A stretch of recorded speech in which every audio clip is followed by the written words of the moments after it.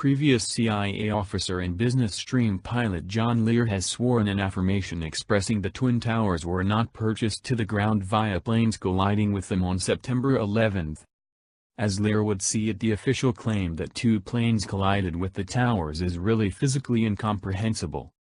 With reports from the Kremlin that President Putin is prepared to discharge satellite pictures demonstrating that the Twin Towers were crushed by controlled decimation as opposed to by the power of two planes, huge steps towards refuting the official 9/11 Commission form are occurring.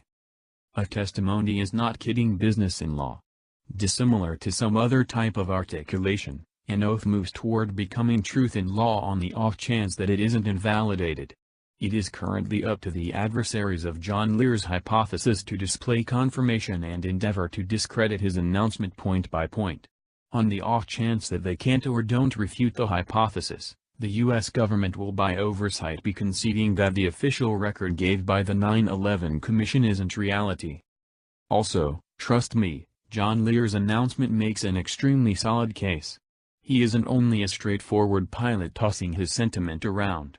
He is as close as you can come to being American knowledge and aviation privileged.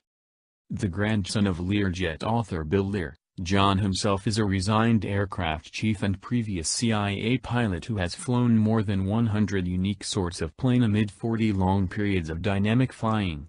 He holds more FAA aviator endorsements than some other FAA-insured pilot.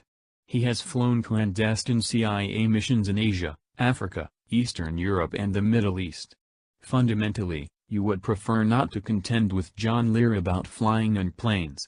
You would prefer not to contend with him about planes flying into tall structures and conveying them to the ground. Here is the thing that he needs to say in his sworn affirmation in regards to the planes that evidently purchased down the Twin Towers. No Boeing 767 carriers hit the Twin Towers as deceitfully asserted by the administration, media, NIST and its temporary workers.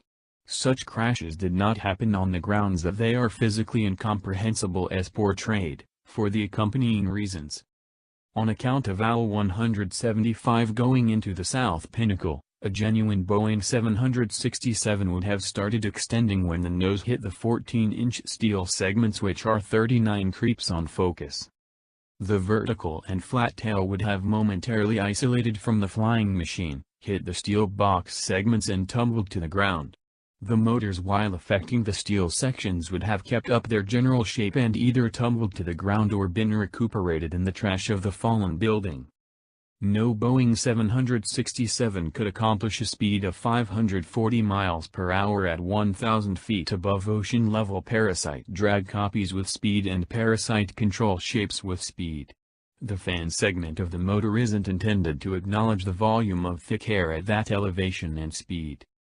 The bit of asserted outside fuselage containing 3 or 4 window patterns is conflicting with a plane that hit 14-inch steel box sections. Put at more than 500 miles per hour it would have folded. No huge piece of the Boeing 767 or motor could have entered the 14-inch steel segments and 37 feet past the gigantic center of the pinnacle without part of it tumbling to the ground. The flotsam and jetsam of the fall ought to have contained enormous areas of the Boeing 767, including 3 motor centers weighing around 9,000 pounds each which couldn't have been covered up. However, there is no proof of any of these huge basic segments from either 767 at the WTC. Such total vanishing of 767s is incomprehensible. It takes a profoundly talented pilot to translate the EFIS, electronic flight instrument display, show, with which none of the ruffian pilots would have been commonplace or got preparing on, and utilize his controls, including the ailerons, rudder, flaperons, lifts, spoilers and throttles to impact, control and keep up a drop.